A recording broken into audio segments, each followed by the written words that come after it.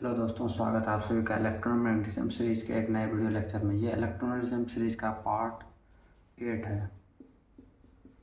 आज जो हम लोग इलेक्ट्रोमैग्नेटिज्म पार्ट 8 में टॉपिक कवर करने वाले हैं वो है हमारा DC and AC current, AC and DC, direct current and alternative current, और देखेंगे difference between AC and DC, difference between AC and DC ये देखेंगे। और तीसरा टॉपिक जो हम लोग देखेंगे इलेक्ट्रिक जनरेटर। ये 3 टॉपिक हम लोग आज के वीडियो में कवर करने वाले। चलिए आज का वीडियो शुरू करते हैं। ये जो हम लोग AC एंड DC पढ़ रहे हैं, इसके पढ़ने का कारण है हम लोग जनरेटर को पढ़ने से पहले AC और DC करंट के बारे में पता होना चाहिए, तो इसलिए हम लोग पढ़ेंगे alternating current and direct current. तो डायरेक्ट करंट क्या होता है? डायरेक्ट करंट क्या होता है? डायरेक्ट करंट वो होता है यदि कोई करंट एक ही डायरेक्शन में फ्लो करता है, तो वैसे करंट को हम लोग क्या कहते हैं? Direct current. If current flow in only one direction with equal interval of time,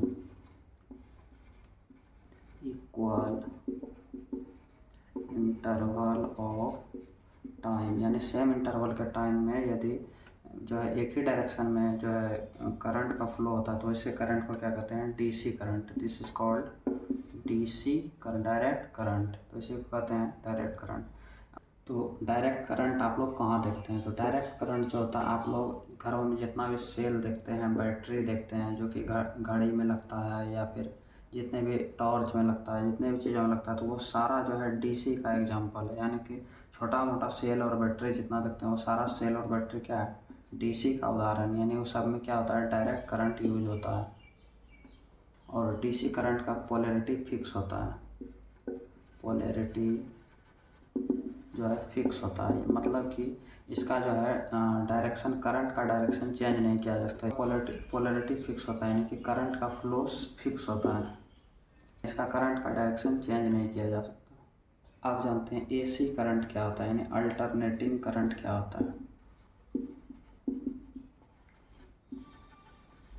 alternating current, तो एसी करंट यानी कि वैसा करंट जो कि क्या होता है? इक्वल इंटरवल ऑफ टाइम पे अपना डायरेक्शन चेंज करे।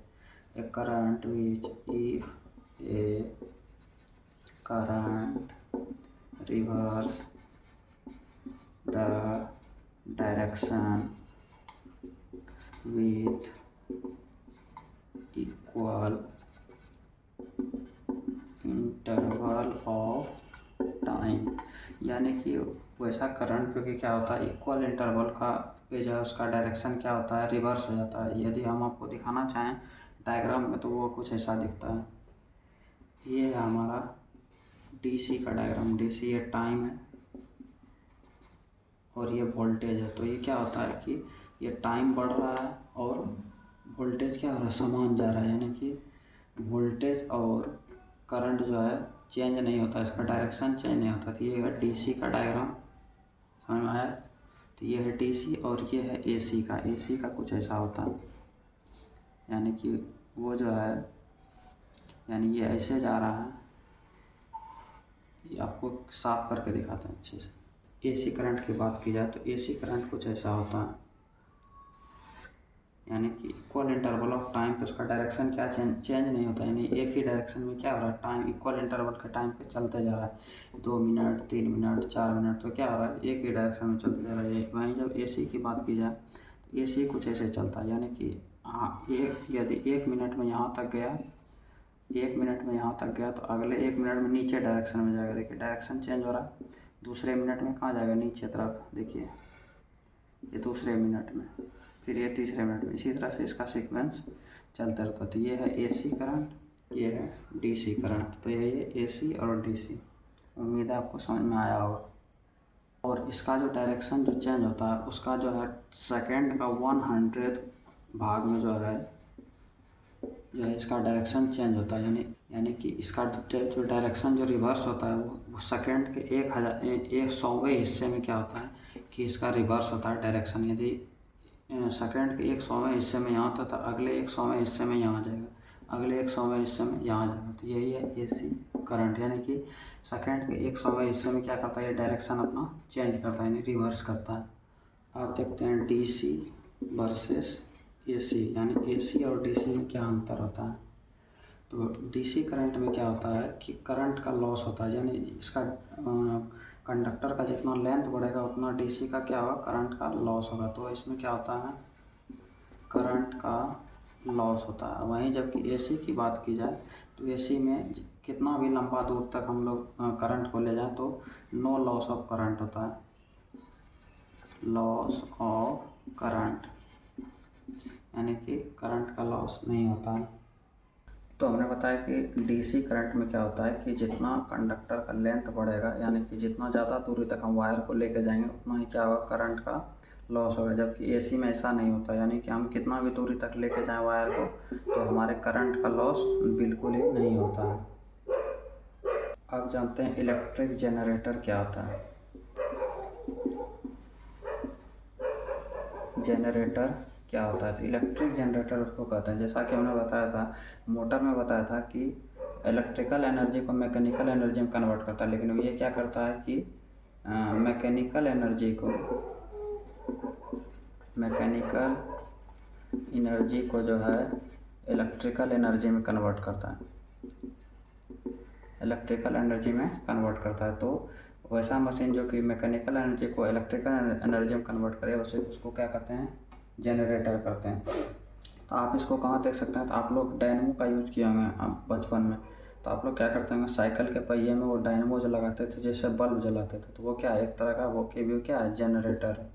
तो चलिए आगे हम जानेंगे कि जनरेटर क्या होता है। तो जनरेटर जो है दो टाइप का होता है, एक होता है AC जनरेटर और एक होता है DC जनरेटर।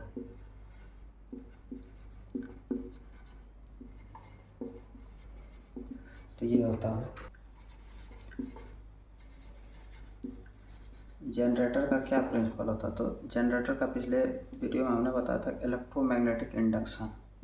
तो इलेक्ट्रोमैग्नेटिक इंडक्शन के प्रिंसिपल पे काम करता है जनरेटर।